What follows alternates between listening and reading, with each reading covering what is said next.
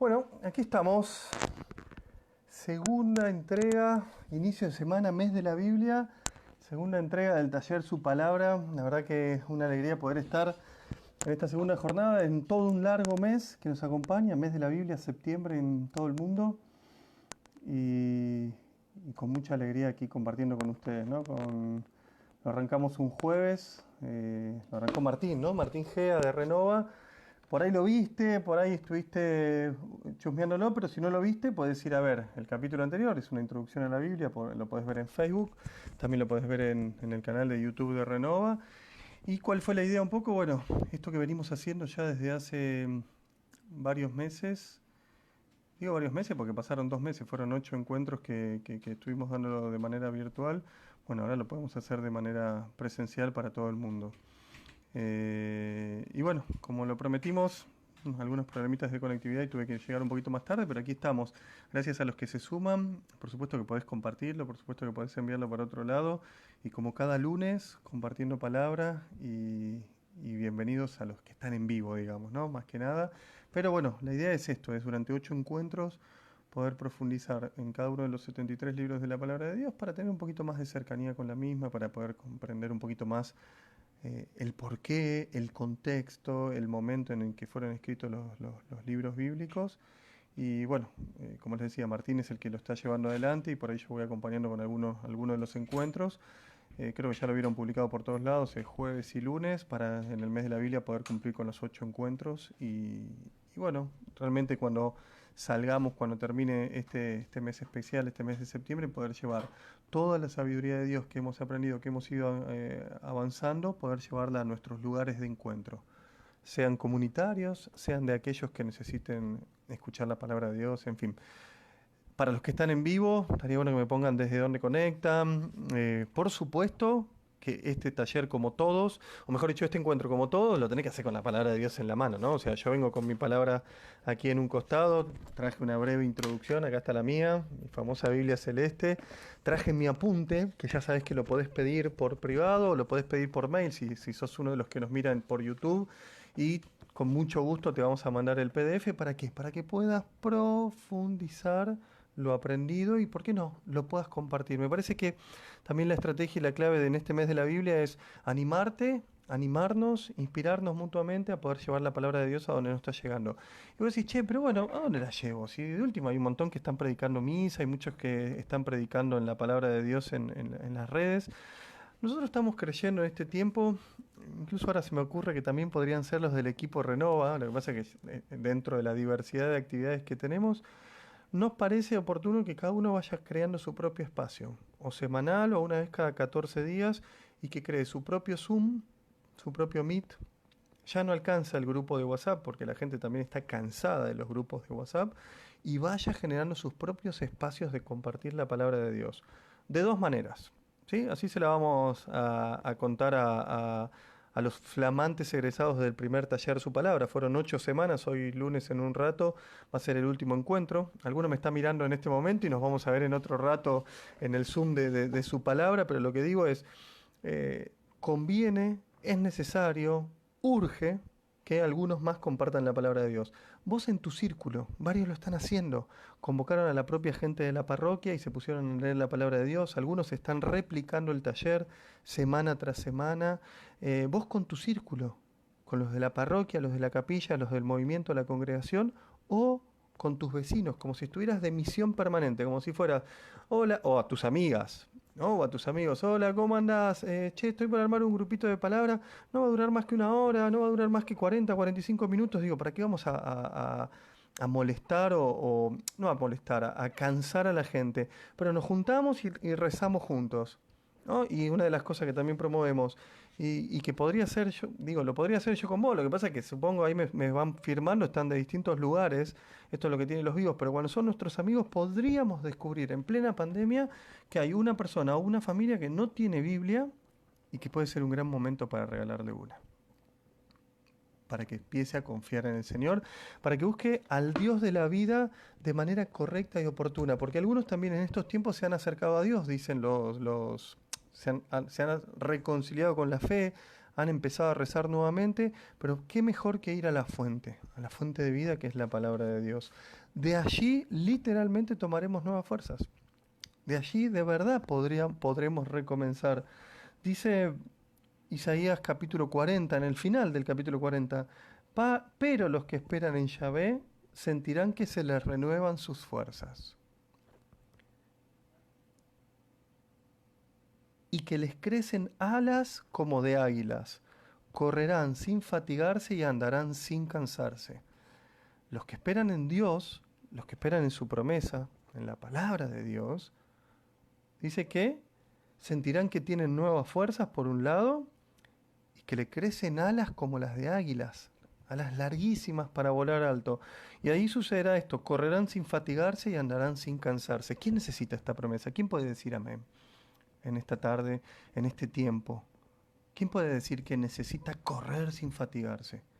¿Quién puede decir?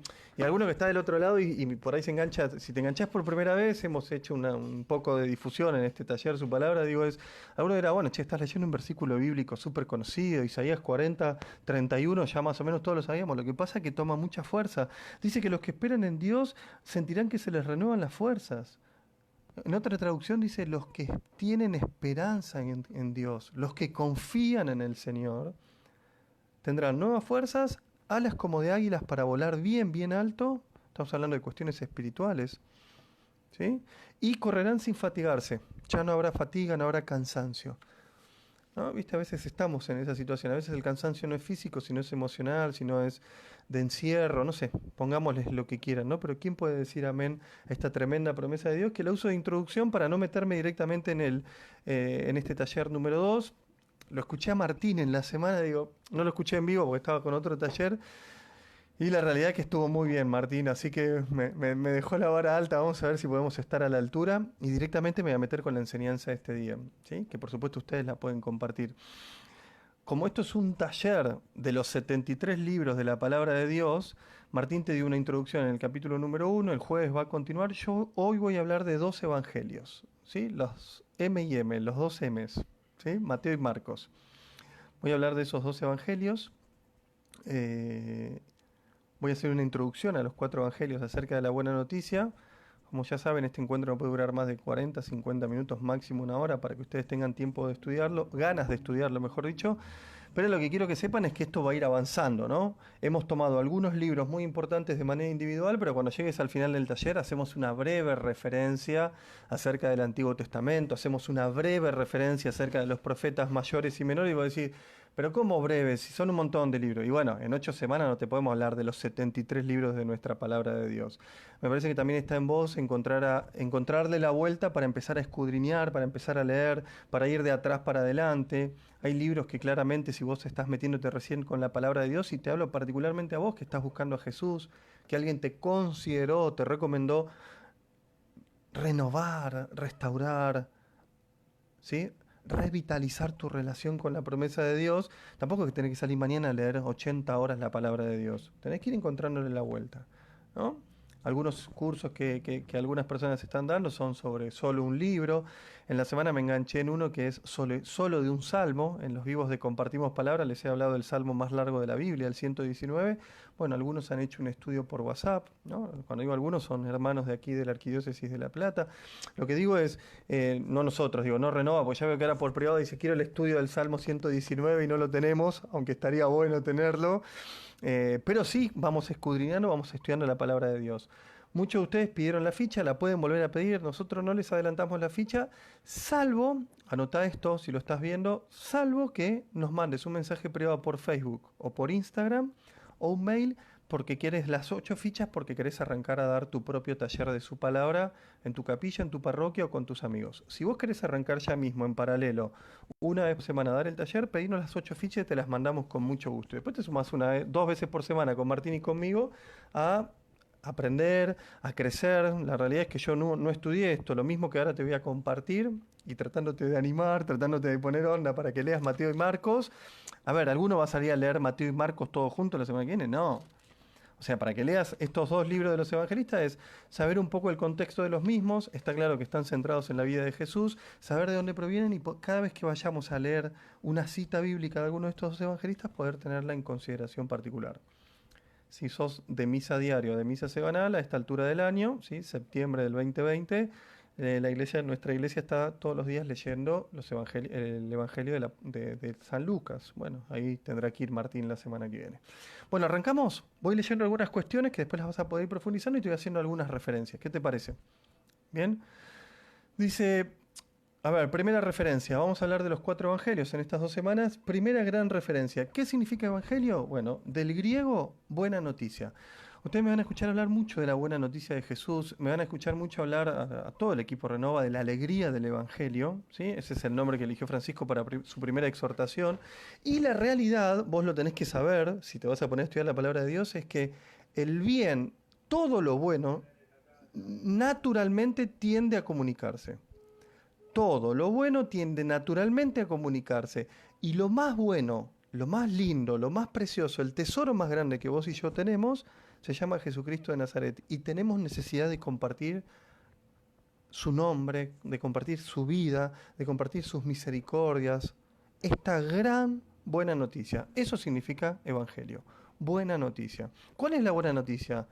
El querigma. ¿Sí? Jesús de Nazaret, muerto en la cruz, ha resucitado y nosotros lo hemos visto resucitado. Él era el Mesías, el Hijo de Dios, dice el apóstol Pablo en la primera carta de Corintios capítulo 15. ¿Cuál es la buena noticia? Que vos y yo estábamos esclavos y vino Jesús a salvarnos, a liberarnos, a darnos vida nueva. Esto podés ver, ya lo profundizaremos cuando hablemos de Hechos y de las cartas paulinas. Te spoileo los próximos encuentros, pero podés verlo en miles de lugares. No me voy a meter con el querigma porque lo vamos a profundizar cuando hablemos de Hechos de los Apóstoles, ¿sí? Que creo que toca el lunes que viene. ¿Cuál es la buena noticia? Jesucristo es la buena noticia. El pueblo de Dios lo había esperado, vino, se hizo hombre el Hijo de Dios y nos manifestó toda esta gloria. Ahora, ¿cómo sabemos todo esto que sucedió ya hace 2000 años atrás? Por si no te lo habías puesto a pensar, en el año 2033, dentro de 13 años, la Iglesia Católica en el mundo, en realidad también creo que cualquier iglesia cristiana, no solo la católica, también los ortodoxos, también los cristianos evangélicos, van a celebrar el jubileo de la muerte y la resurrección de Jesucristo. ¿Te lo habías puesto a pensar? El 2033 puede ser un gran año, un hito, un antes y un después en aquellos que anunciamos la buena noticia de Jesús, porque se cumplirán 2000 años. El Espíritu Santo va a venir con una fuerza renovada. Y si vos y yo queremos hablar de Jesús, podemos ir a la palabra de Dios, ver qué anunciaban los profetas, podemos ir a las últimas cartas y ver cómo los apóstoles manifestaron y compartieron esta buena noticia, o, como siempre consideramos por dónde empezar a leer la Biblia, podemos ir a los evangelistas y tomar cuestiones hermosas de la vida de Jesucristo. ¿Bien? Dice, es la orden de Jesucristo resucitado en Hechos 2:36. Transmitan la buena noticia de la resurrección de Jesús al que Dios ha hecho Señor y Cristo. Los 3 primeros evangelios en tu Biblia, Mateo, Marcos y Lucas, tienen características comunes. Son llamados sinópticos. ¿Sí? ¿Querés saber por qué son llamados sinópticos? Te lo digo. Tienen semejanzas en la estructura y en su contenido. Presentan un mismo plan, un mismo tipo de relato y una similitud en la consecución de los mismos. El nacimiento de Jesús. Lo que pasa es que cada uno de los evangelios después va a profundizar algunos puntos, ¿no? Algunos hablan de cómo creció, algunos no lo referencian, pero hay una consecución del relato bíblico que van a ver que cuando les explique ahora en este mismo encuentro el Evangelio de Marcos, se van a dar cuenta que ese Evangelio de Marcos ya nos da una pauta de cómo está planteada la consecución de los hechos. Estas características, similares en los 3 primeros evangelios, hacen que se los pueda disponer en 3 columnas paralelas y abarcar una sola mirada en el desarrollo de la narración. ¿Cómo? Si fuera la vida de alguien muy importante, que por supuesto que lo fue, de 0 a 33 años. ¿Sí? Pasando año tras año, y vos decís, bueno, digo, pero hay muy pocos capítulos de la niñez y hasta la edad de 30 de Jesucristo, hasta que inició su ministerio público. ¿Cuándo inició su ministerio? ¿Cuándo se dio a conocer? ¿Sí? ¿Se acuerdan este diálogo de Jesús y su madre? Madre, todavía no es mi hora. ¿Dónde sucedió eso? En la boda de Caná. ahí nace la historia, ¿no? Es por eso que se lo llama evangelios sinópticos. Sinopsis quiere decir en griego mirada de conjunto, el conjunto de la vida del Salvador de la humanidad, de Jesucristo nuestro Señor. Bien, dice, y la estructura de los evangelios sinópticos, Mateo, Marcos y Lucas, te repito, tiene 3 etapas claras divididas en un encuadre geográfico. La primera, la preparación de Jesús para su ministerio y la predicación en Galilea. La predicación de Jesús, preparación de Jesús para su ministerio público y toda esa predicación inicial en Galilea. La segunda, la subida de Galilea a Jerusalén. Fíjense que estamos hablando de cuestiones geográficas, ¿eh? Incluso cuando termine este vivo los invito a googlear o a buscar algún mapita para ver dónde estaba la Galilea, dónde estaba Jerusalén. Pasión. Y la tercera, pasión, muerte y resurrección en Jerusalén, ¿no? Claro, que es lo que encontramos en los finales no en el final, sino en el antefinal de los evangelios, para después darle una fuerza muy, muy importante a la resurrección, ¿verdad? Entonces, en ningún momento le interesa a los evangelistas, esto es muy importante, ¿eh? A ninguno de los que te mencioné, a ningún momento les interesa escribir la vida de Jesús, sino transmitirnos, sino dejarnos el mensaje de Jesús. Porque te adelanto el final, no es que lo iban escribiendo mientras iban viviendo con él. No es que había un escriba que decía, a ver, listo, esto es seguro que es el Hijo de Dios, bueno, la tenemos reclara, anda escribiendo todo porque se lo vamos a tener que dejar a la posteridad. No, no, no. Los escribas, los que escribieron los evangelios, según lo que nos explicaba Martín la semana pasada, ¿no? Como inspiración divina, claramente no cayeron del cielo, sino que hay una revelación. Lo que lo escribieron lo hicieron muchos años después. Ahora lo vamos a ver, ¿eh? No importa cuándo y en qué momento sucedió el milagro. No importa si fue en el año 31 o en julio del 32 o en octubre del 33. Lo que interesa es que el milagro sucedió. Es por eso que los relatos no están unidos cronológicamente, no vas a encontrar fechas. No vas a encontrar fechas. Dicho esto, como una breve introducción de los 3 evangelios, ¿están aburridos? Pónganme ahí los que están en vivo, más que nada. Igual si también no estás en vivo, me estás siguiendo después por YouTube en el no vivo, pone esto es muy interesante o ya me estoy a punto de ir, ¿no? No te olvides de ponerle compartir para que alguno más lo vea, ¿eh? Saludo a los que se suman en vivo, una bendición tenerlos y una bendición que puedan publicar y que puedan compartir esta charla. Y para los que llegaron hace un ratito, sería una gran bendición, para mí sería un honor que alguno de ustedes me chateara y dijera quiero hacer esto en mi capilla o en mi parroquia, ¿eh? Y no vamos a esperar ni con Martín, ni con el equipo Su Palabra, ni con el equipo de contenidos de Renova llegar al 8º encuentro. Si lo querés hacer mañana mismo, chateanos, escribinos por privado en Facebook o en Instagram, pedinos todos y arrancá. ¿Por qué? Porque en Evangelio Gaudium dice que el Evangelio urge. Es una cuestión de urgencia. Y lo dijo Francisco hace 7 años atrás, pero estoy seguro que otro papa ya lo ha referenciado y estoy seguro que los obispos de las conferencias episcopales nacionales lo han referenciado. El Evangelio acuérdate que el Evangelio es buena noticia, la buena noticia es necesaria, que esté urgente en la calle, porque ya hay un montón de noticias paralelas, feas, oscuras, pasajeras. Ni hablar de los chantas, que tienen su propia buena noticia, ¿no? Me parece que va por ese lado, ¿eh? Entonces sería un honor que esta charla, que este humilde compartir para vos fuera de gran inspiración para decir, listo, esto me ha pasado, ¿eh? En estas últimas semanas. Encontrar personas que dicen, llevo 6 meses de cuarentena y la verdad que no me dejaron dar catequesis, me he quedado paralizado, tuve tantas actividades que estamos como quietos, estamos detenidos. No, no, no, no, no. Si hasta aquí llegaste...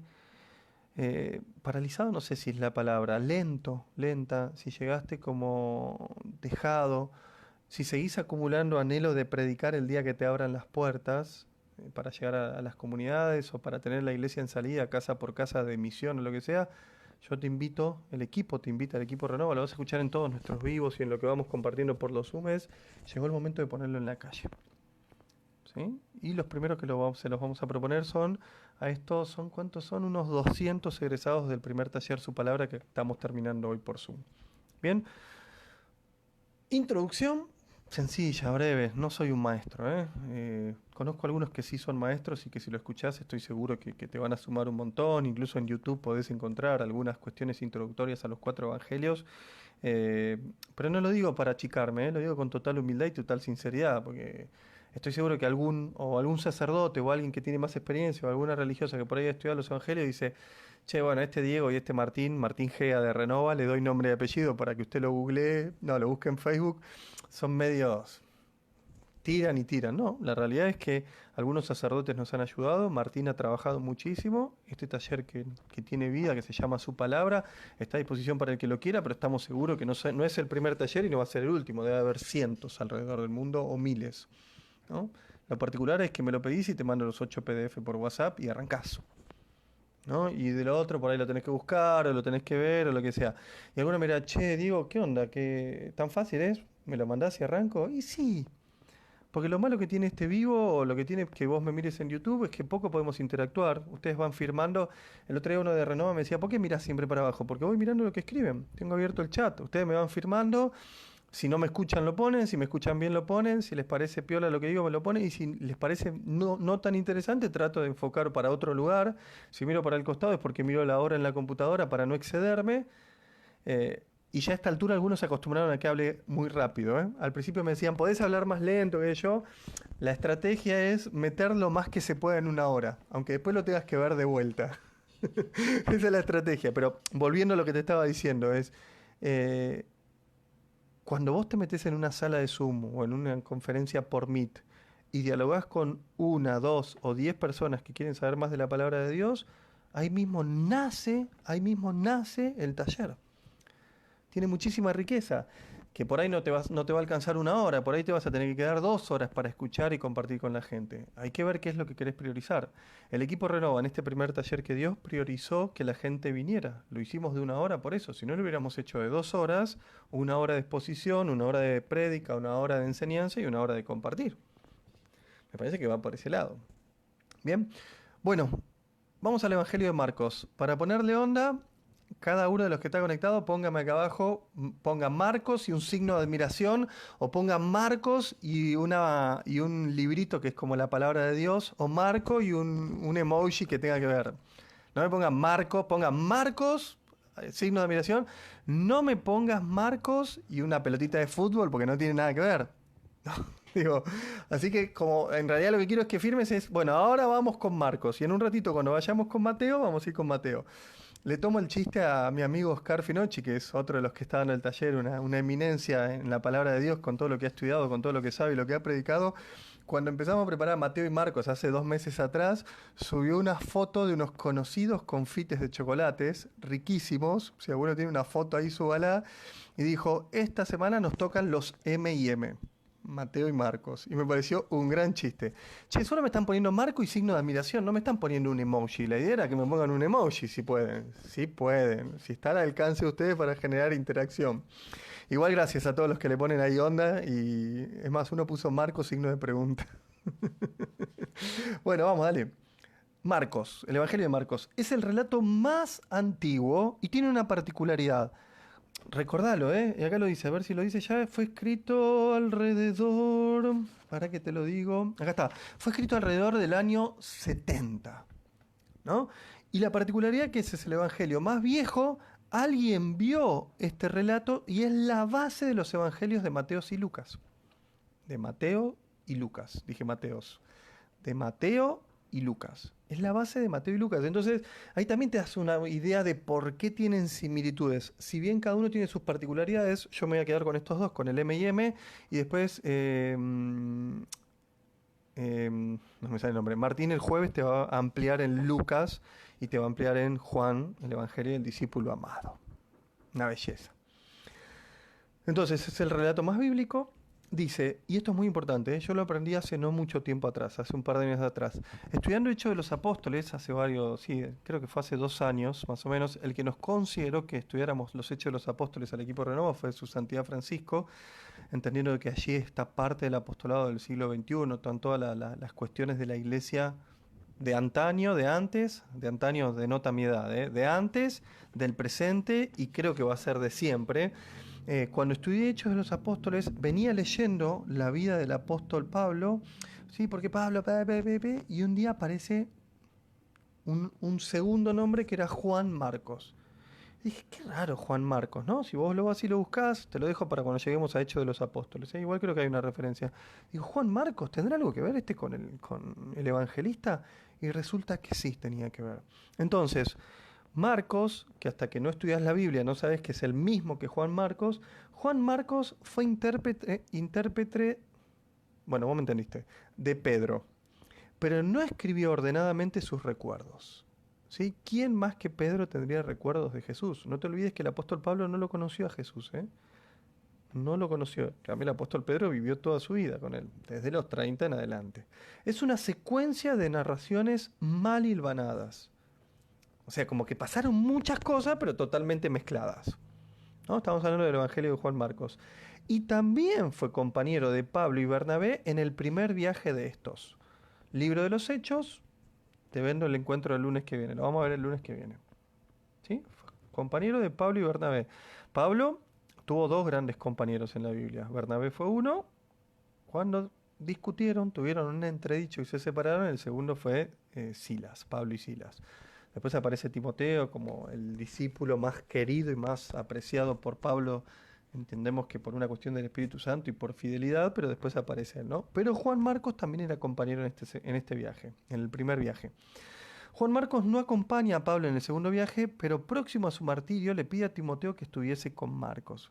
O sea que el apóstol le dice lo siguiente, porque claro, vos pensás que todo esto sucede en un transcurso de unos 15, 20, 30 años, ¿no? Bueno, Pablo próximo al final, la última carta que escribe es la segunda carta a Timoteo. Incluso vos vas a encontrar, si vas a estudiar la segunda carta a Timoteo, que la hemos estudiado hace poquito, los que me siguen de cartas cortas, incluso si querés el estudio de la segunda de Timoteo, teneme paciencia que todavía no lo tengo editado. Tengo a mi diseñadora de Renova con licencia, pero podés pedirme la segunda carta a Timoteo y vas a encontrar en ese texto de pocas hojas, de pocos capítulos, que el apóstol se despide de Timoteo. Bien. Pero también colaboró con Pedro, lo podés ver en la primera carta de Pedro, capítulo 5, versículo 13, donde dice que era colaborador. Dice, al salir de prisión, Pedro fue a su casa en el año 44, lo dice Hechos 12:12, como que se codeaba, ¿no? Como que era del círculo. Bien, te lo adelanté, se dice que este evangelio fue escrito en el año 70. Juan Marcos no estaba en el año 70 ya, o si estaba era muy anciano, por lo que entre la Pascua de Jesús y el Evangelio aparece un lapsus de unos 30 años.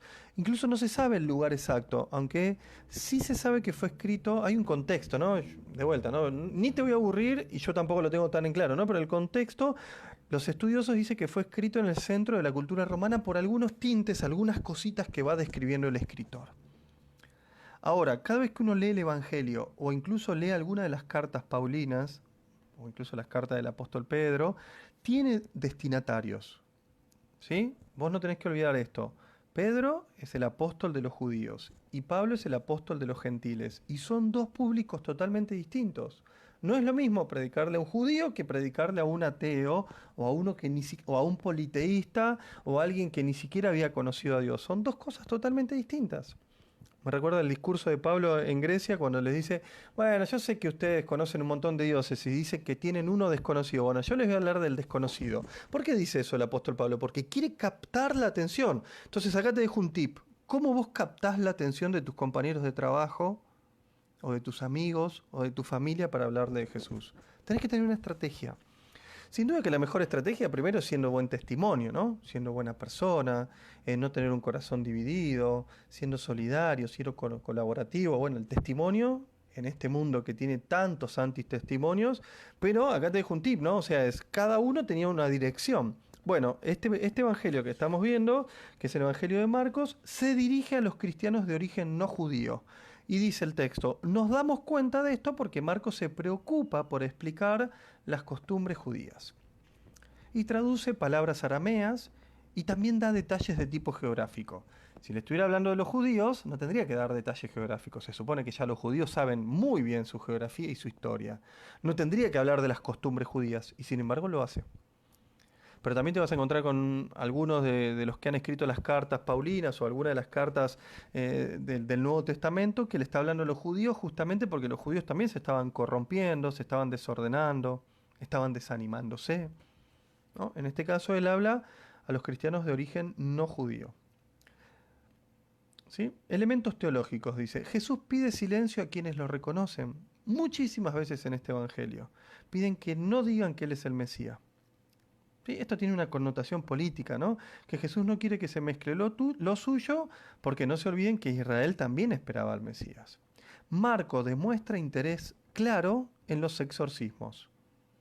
El endemoniado, el poseído de Gerasa, el epiléptico, toma una línea de milagros sobrenaturales de liberación de los poseídos.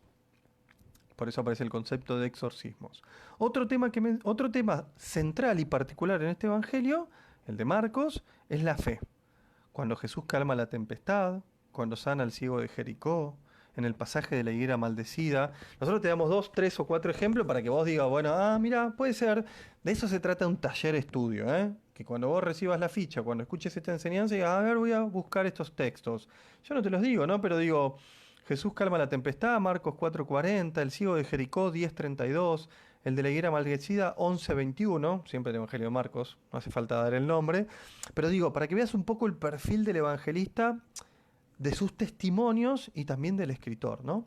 Entonces, la estructura de este evangelio, que es el más corto de los 4, y ahora era buenísimo, voy a arrancar con este porque es breve y me va a dar, ni hablar, hasta podría ser una buena estrategia. Mirá, si nunca leíste la palabra de Dios, arranquemos con este, que es el más breve.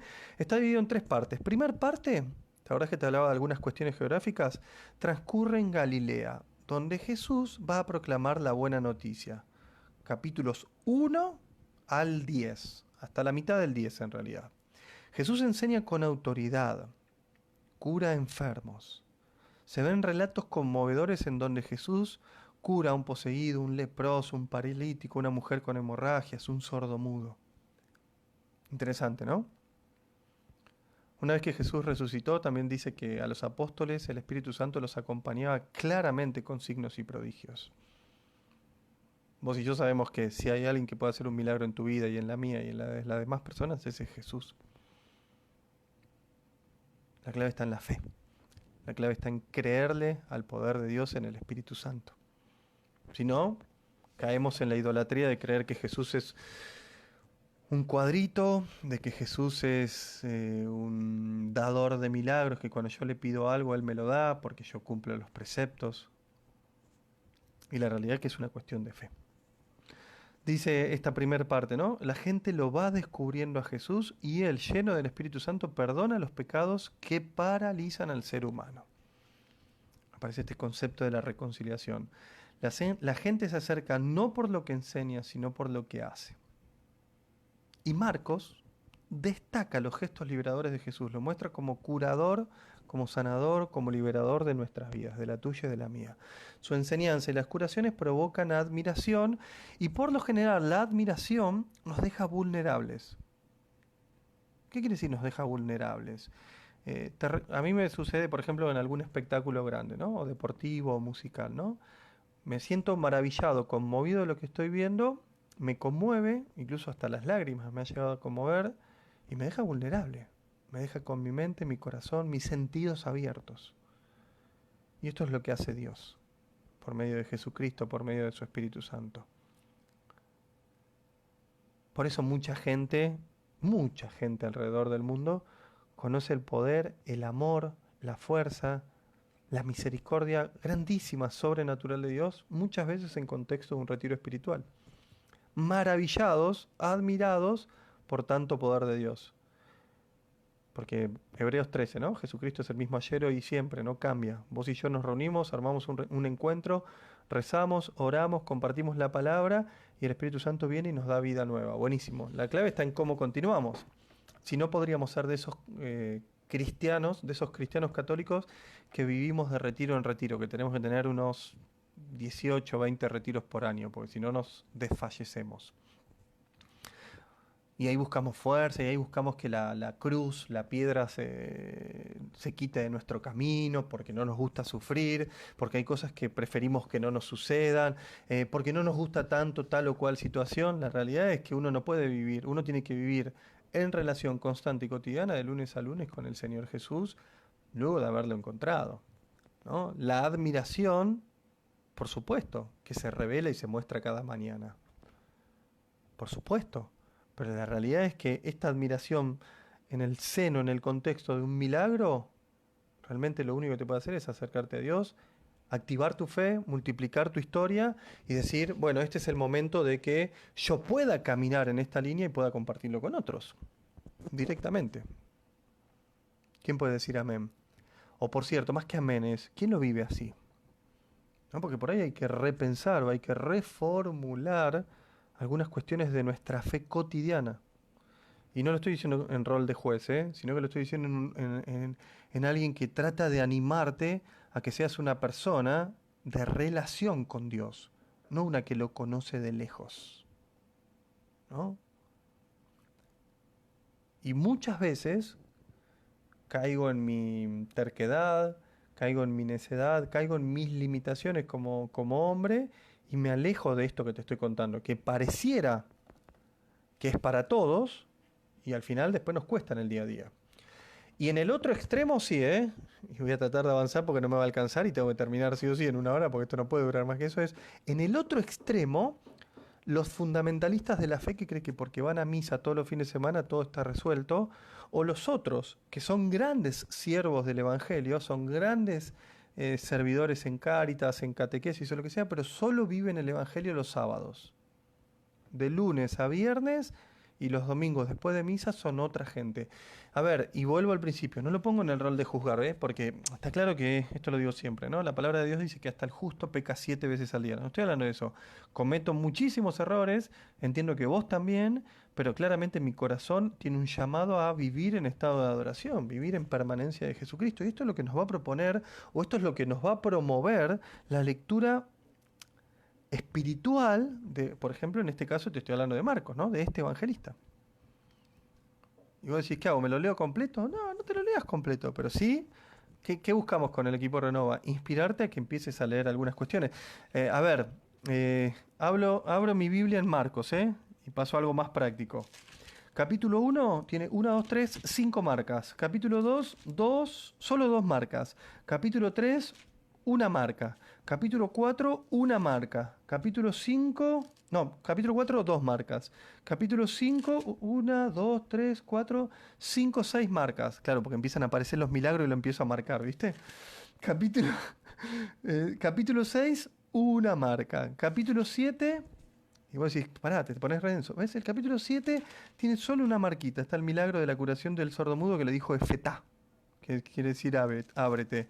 Capítulo 8, 1, 2, 3, 4 marcas. Capítulo 9, 2 marcas. La verdad que no te quiero aburrir. Abrí tu Biblia en Marcos y decime, valga la redundancia, ¿dónde está marcado? ¿Cuántas marcas tiene? ¿Cuántos milagros encontraste ahí? ¿Cuántas promesas de Jesús encontraste ahí? Creo que los católicos no tenemos, alguna vez la ojeé, no la tengo, pero la he ojeado, la he visto. Hay una Biblia que hicieron los hermanos evangélicos que viene escrita toda en negro y en rojo solo cuando Jesús habla. Y después hay otra que se llama de las promesas y tiene en color todas las promesas de Dios. No es necesario marcarlas. Vos la abrís y ya encontrás las promesas, ¿no? Es un laburito bastante fuerte de edición, ¿no? Pero la pregunta es, ¿cuántas marcas tiene tu Biblia? No, digo, yo nunca toqué la Biblia porque a mí me enseñaron cuando era chico que no tenía que tocar la Biblia. ¿Me dejás ir en contra de esa enseñanza? Escribíla. Marcala. El otro día en uno de los talleres uno me mostró que no la escribe, pero tiene como 17.000 papelitos con las promesas. Escribíla porque cuando lo precises tenés que ir a buscar la buena noticia. Bien, avanzo un poquito porque no termino más. Si Martín me está viendo en vivo, Martín, firmame ahí, seguro que me va a matar si me está viendo. No creo porque trabaja, gracias a Dios, a esta hora. Te dije que estaba dividido en 3 partes, ¿no? Segunda parte, o mejor dicho, para antes. La primera parte donde Jesús, de vuelta, ¿no? Va creciendo, empieza a proclamar la buena noticia aquí en Galilea, qué sé yo.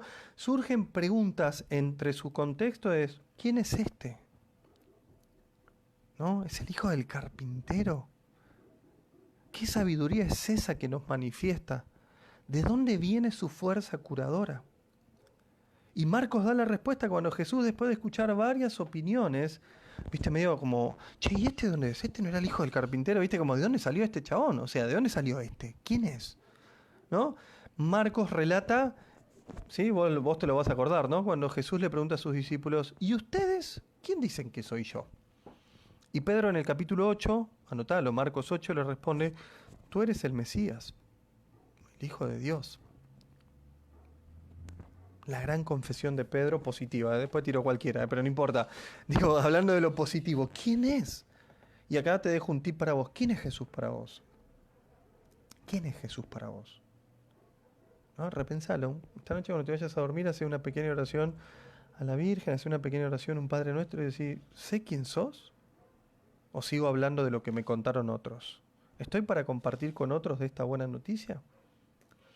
Segunda parte, cortito, es la mitad del capítulo 10. Camino de Jesús de Galilea a Jerusalén. ¿Sí? Acordate que la tercera parte es en Jerusalén, justamente contando todo el pretexto, todo lo que sucedió antes de la pasión, y el capítulo 16, la resurrección, ¿no? Segunda parte, segunda parte es la segunda mitad del capítulo 10, sirve para unir el capítulo 9 con el 11, o sea, como para hacer un nexo. En el camino Jesús hablará de su destino, haciéndolo cada vez más detallado. Anuncia que sufrirá mucho como dijeron los profetas, que será reprobado por los dirigentes religiosos, sus propios amigos en Jerusalén, que será crucificado y al tercer día resucitado. Claro, recordad que el contexto es que Jesús había pasado poco tiempo con los discípulos, entonces dice, los discípulos se resisten a estas afirmaciones. Y Jesús les irá enseñando a todos que están llamados a sufrir. Pedro lo reprende a Jesús, viste que te decía que a veces metía la pata, y él le pide que renuncie a sí mismo y que tome su cruz. ¿Sí? La lectura bíblica de este domingo, no de la anterior, en misa. Renuncia a vos mismo, toma tu cruz y seguime.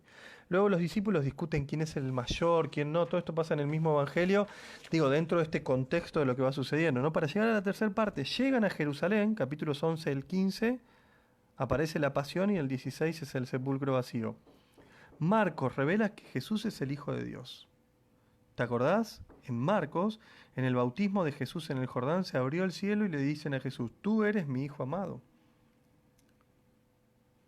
Sucede en estos 7 capítulos, sí, 7, del 11 al 16, que por ahí están buenos repasarlos y no esperar hasta la Pascua del año que viene. Y la última confesión que Marcos expone en el Evangelio es la del soldado romano, que dice que cuando vio que Jesús murió en la cruz, el centurión dice, verdaderamente este hombre era hijo de Dios. Fíjate, ¿no? Tú eres mi hijo amado en el inicio de la vida de Jesús pública, el bautismo. Verdaderamente este era el Hijo de Dios al cierre del Evangelio. Va por ese lado. ¿Y cómo termina, ¿no? Este Evangelio? Dice, un enviado de Dios le dice en el sepulcro a las mujeres, ¿sí? Acordate, el día que fueron a buscarlo a la tumba y estaba vacía, ¿no? El día que estaba vacía, que encontraron la tumba vacía, un enviado de Dios le dice a los discípulos, y esto es muy importante, que vayan a Galilea, que ahí Jesús volverá a verlos. Ahí lo van a volver a ver. ¿Cuál es tu presente? ¿Dónde estás hoy? ¿Y cuál es tu Galilea? ¿Qué es lo que necesitas dejar en el camino para caminar libre? Para reencontrarte con el resucitado y ponerte en marcha. Para que esta palabra de Dios, que por ahí para vos, la verdad que si sobreviviste, ¿cuánto llevo? Llevo 35 minutos de monólogo, te tiro, leo, te explico, qué sé yo. Si sobreviviste a esto, entiendo que tenés relación con Jesús o que lo estás buscando al menos de manera más profunda. Bueno, ¿qué te detiene a compartirlo con los demás? Es otra pregunta de esta tarde, de este tiempo. ¿No? El taller, ¿por qué se llama Su Palabra? Porque nosotros estamos convencidos que en Su Palabra encontramos lo que necesitamos. Y vos decís, ¿y en otras cuestiones también? Si no, no estudiaríamos el magisterio de la Iglesia en las cartas, en las encíclicas, en las exhortaciones. Y en la opinión de los obispos, yo soy de Argentina, de la Conferencia Episcopal Argentina, también. Y en la opinión de tu obispo, también. Porque la Iglesia la construimos entre todos. Ni tan estructurada como tal, ni tan desestructurada como tal, ni tan formal como tal. Digo, hay un montón de cosas que yo vengo reflexionando en este espacio o que venimos compartiendo, pero que claramente tenemos que cambiar. La cuestión de los chismes, la cuestión de darle lugar a los jóvenes, la cuestión de revitalizar, de sumar en el trabajo o en el servicio de los ancianos o de los de la tercera edad, el rol del líder laico en la parroquia, con la bendición del sacerdote, pero que va al frente, porque el mundo necesita buena noticia, y va al frente no solo predicando, en todas las áreas, social, cultural, la pastoral carcelaria, el cuidado de la casa común. Digo, a ver, se me ocurren, digo, en todas las áreas que se te puede ocurrir. ¿Hay que renovar la liturgia? Algunos dicen que no, que hay que dejarla como hace 100 años atrás. Yo creo que sí. Como corresponde y con el debido acuerdo, todo hay que renovarlo. ¿Hay que repensar la forma de predicar nuestra catequesis? Yo creo que sí. No, pero la nuestra funciona muy bien. ¿Y por qué no evaluarla y volverla a sacar? Para subir un escalón. ¿No? A mayor gloria de Dios, para que otros también conozcan a Jesús. Avanzo, como para ir cerrando y que no te me aburras. Mentira, ¿no? Bueno, pero sí tengo que cerrar. Evangelio de Mateo. Dice, Mateo llamado el Leví, el segundo, ¿no? La segunda M. M y M, ¿te acordás? Ah, pará, ahora me tendrían que poner los que están en vivo, igual si me seguís en YouTube también lo tenés que poner, ahora poner Mateo, firmá, poné Mateo y si te da para un emoji, poné un emoji o poné algo como vamos con Mateo o algo por el estilo. Mateo, llamado el Leví, era cobrador de impuestos y Jesús lo hizo uno de sus apóstoles. Testigos más antiguos le atribuyeron el Evangelio, un Evangelio escrito en letras hebraicas. Luego este Evangelio fue escrito en griego. Acuérdate que por ahí se iba propagando la palabra de Dios. Debe tal vez su nombre al hecho de que su relato hay una introducción de las obras primitivas de Mateo. Es muy difícil que Mateo, que era discípulo del Señor y por lo tanto testigo ocular de los hechos, los vio uno por uno, haya narrado el ministerio de Jesús sin atender a la cronología. O sea, si yo soy discípulo de Jesús, viví los 3 años de ministerio, lo tiraría ordenadamente. Y después no aparece ordenado, porque acuérdate que estamos hablando de evangelios sinópticos, que se mezclan, porque lo importante no es la cronología, sino lo que sucedió. Sino lo que sucedió. El nombre del autor de este evangelio es desconocido. Lo más probable es que se tratara de un cristiano de origen judío que conocía el griego y que tenía cierta introducción rabínica. Era un conocedor de la palabra de Dios dentro del pueblo judío. Y dice que probablemente la fecha, como fue posterior y en el evangelio de Mateo hay una alusión de la destrucción del templo de Jerusalén, hechos históricos, es lo más probable que se haya escrito en el año 80 o 90. ¿Qué pasa en el año 80 o 90? Bueno, tomó como base el Evangelio de Marcos, como te dije anteriormente. ¿Y a quién lo escribe? Dice, la comunidad de Mateo es una comunidad judeo-cristiana, por eso no explica los usos judíos. Si lees, me parece que habría que leer los completos, ¿no? Yo de vuelta te invito a que busques o alguna introducción más por YouTube, si te interesa mucho más esto, ¿no? Pero digo, no vas a leer todo para descubrir que en el otro sí explica todas las tradiciones judías y acá no. A diferencia de Marcos, Mateo subraya la fidelidad de Jesús a la alianza con Israel. Es así. Y los discípulos son enviados a todas partes del mundo. Guarda con esto. Desde los judeos cristianos que entendieron que, esto está en el Evangelio de Mateo, que había que hacer discípulos en todas las naciones. ¿No? Mateo 28, 19, lo voy a buscar.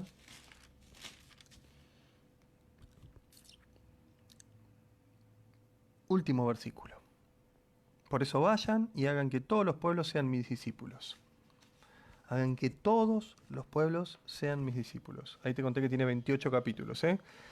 Este es uno de los versículos preferidos de Andrés Castillo, mi amigo y cofundador de Renova. Siempre dice, porque en el final de Mateo nos encontramos con este tremendo versículo. Y si querés de este versículo me tomo para decir, andá y hacé que todos los pueblos sean sus discípulos. Abrí tus propios grupos de encuentro con Jesús. Da un paso, en fe, ¿no? Nosotros por supuesto que te podemos ayudar con algún flyer, con algún contexto, incluso con algún instructivo para armar encuentros por plataforma, que no todo el mundo tiene acceso. Bueno, contactanos. Alguno de nosotros, probablemente Martín, sea el que te contacte y vayamos armando una red de predicadores virtuales y después vos vas a volver a tu comunidad, a tu trabajo de siempre. Vas a terminar predicando en la catequesis, o vas a ser del equipo misionero, o se van a formar nuevos grupos de oración con la palabra, o vas a ser de los adoradores eucarísticos. Digo, después cuando se levante la pandemia.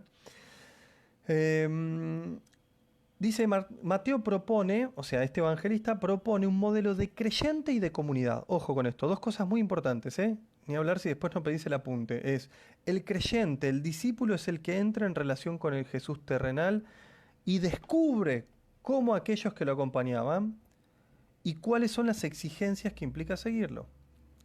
Y lo otro es la comunidad. Hace un destaque particular en la iglesia, la comunidad de los discípulos, que no es otra cosa que aquel grupo que continúa a los seguidores de Jesucristo, ¿no? Ahí me dice Calixto que lo tiene marcado. Tendrías que hacer el mismo trabajo con todos los libros que vayamos viendo. Yo lo vengo proponiendo es ir hasta Mateo 1 y decir, bueno, Mateo está después de los Salmos, ¿no? Mateo 1, una y dos anotaciones. Mateo 2, una anotación. Mateo 3, una chiquita. Él lo bautizará en el fuego, en el soplo del Espíritu Santo, cuando Juan el Bautista anuncia lo que va a hacer Jesús. Mateo 4, en el desierto, dos anotaciones. Mateo 5, ¿sabés por qué no tengo casi marcado nada en Mateo 5? Porque habría que marcarlo completo, porque es el capítulo de las bienaventuranzas. Mateo 6, en Mateo 5 tengo anotado el concepto de no jurar. Mateo 6, hacer el bien sin decirlo. Un versículo de los pocos que sé en memoria. Cuando vos ores, entra a tu habitación y dialoga, charla con tu padre y él que ve en lo secreto te recompensará. Mateo 6, 6.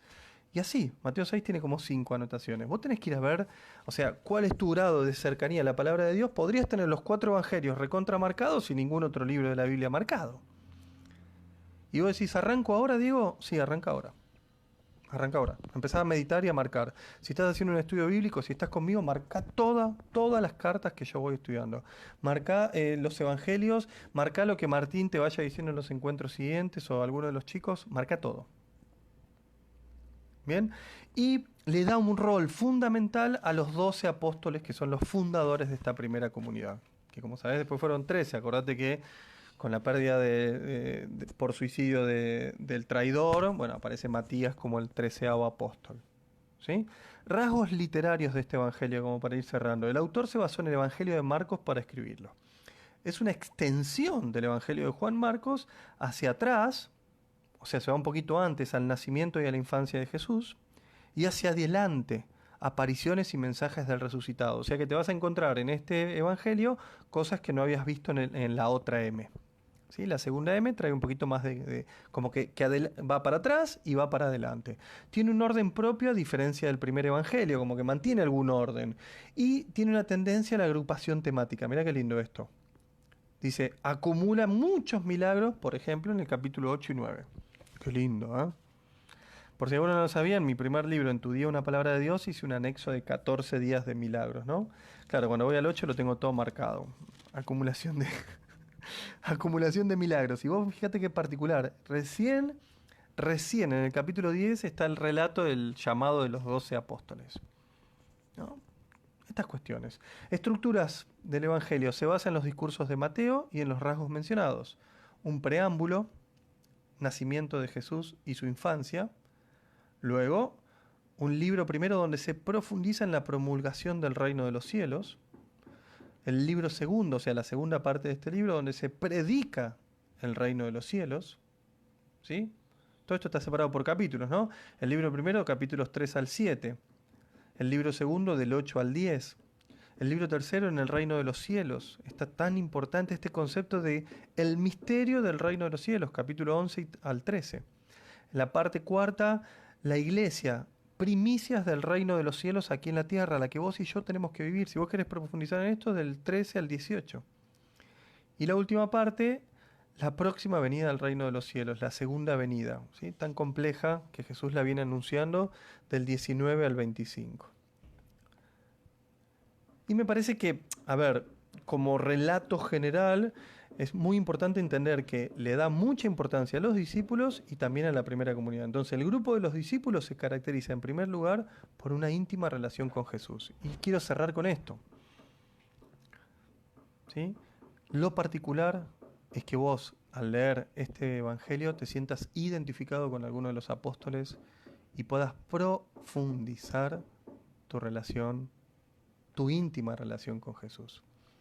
La relación entre maestro y discípulo, a pesar de que Jesucristo está en el cielo con el Padre, nos ha dejado el Espíritu Santo, es fundamental para estos tiempos que corren. Si vos y yo no nos descubrimos como tal y no lo podemos compartir con otros, viviremos de emociones temporales. No seremos discípulos recibiendo a Jesús una vez por año o yendo a misa una vez por mes. ¿Por qué? Pensá en tu mejor amigo o pensá en tu familia, ¿no? En tu esposo, tu esposa, tus hijos o tu mamá, si tenés la gracia de tenerla, o tu papá. La relación se construye conviviendo a diario, ¿no? Y por cierto, y hay crisis y hay problemas cuando esta relación se rompe o se corta. Es una realidad. Te pasa a vos, me pasa a mí. O sea, ¿para qué lo vamos a negar? Ahora, ¿quiénes son los únicos que pueden romper esta relación de intimidad con Jesús? Vos y yo. Jesús nunca va a romper relaciones con vos. Nunca va a romper relaciones con vos. Y un verdadero discípulo de Jesucristo, uno de verdad, uno hecho y derecho, dice, que lo va a destacar el evangelista, en segundo lugar, el grupo de los discípulos se caracteriza por formar una comunidad fraterna. Se habla de diversos ministerios en la misma. Y los coloca en una condición de discípulos que deben vivir entre sí relaciones fraternas, que están atravesadas por dos cuestiones: el perdón constante y permanente mutuo y el servicio a los demás. Y por último, en tercer lugar, dice el texto, una comunidad no informal, es estructurada, como se puede ver en el papel de los 12. Hay referentes, hay líderes, hay coordinadores, hay servidores, y seguimos creyendo e interactuando constantemente. Nos retroalimentamos como discípulos del Maestro, viviendo en la misma comunidad. Vos y yo jamás tenemos que estar siempre en el mismo lugar. Tenemos que ir rotando, tenemos que ir creciendo. Estamos llamados para varios ministerios, la prédica, el ser maestro, la oración, la intercesión, el servicio, la liturgia. Estamos llamados a todos los ministerios. Sé de ayuda, no seas de tropiezo. Caminemos como verdaderos discípulos de Cristo, anhelando, aspirando la estatura de Jesús en sanidad y en santidad, para así poder ser grandes servidores del Evangelio y grandes hermanos en la fe de la comunidad cristiana. Así, evangelizar va a ser mucho más fácil. Me despido, ¿sí? Segundo encuentro de su palabra. Como te dije, lo podés pedir por privado, en mensaje privado por Facebook, por Instagram de Renova. Seguinos si no nos seguís. Experiencia Renova en Facebook, Renova Más en Instagram. Si nos ves en YouTube, podés dejar tu mail, y por mail hoy le mandé justamente el taller número 1 a los 2 que lo pidieron allí en YouTube. Así que seguimos interactuando. Que el Señor te bendiga y te guarde. Acuérdate que el jueves Martín está 7:30 de la tarde, dentro de 3 días. Es el taller número 3 y así vamos a ir organizándolo. Y después en YouTube los vas a poder ver los 8 juntos para incluso, ¿por qué no?, poder compartirlo con otros. Que tengas una gran semana. Para mí es un honor, como siempre, compartir palabra de Dios con vos. Que el Espíritu Santo te anime, te acompañe y que haga que de verdad tu Biblia no solo esté marcada porque alguien te lo pide, sino porque las promesas empiezan a ser carne, fuerza en tu corazón y con total alegría se comparte con los demás. Que tengas una gran semana, que Dios te bendiga y nos vemos para el capítulo 3 y hasta el 8 no paramos, tenemos todo un mes, que la iglesia que reza en todo el mundo en este mes de septiembre, mes de la Biblia, en oración y en comunión te anime a seguir formándote y creciendo, ¿sí? No te olvides de compartir esto en tu muro o copiar el enlace de YouTube o de Facebook y mandárselo a alguien que lo necesite. Que Dios te bendiga, nos vemos la semana que viene, un abrazo fuerte.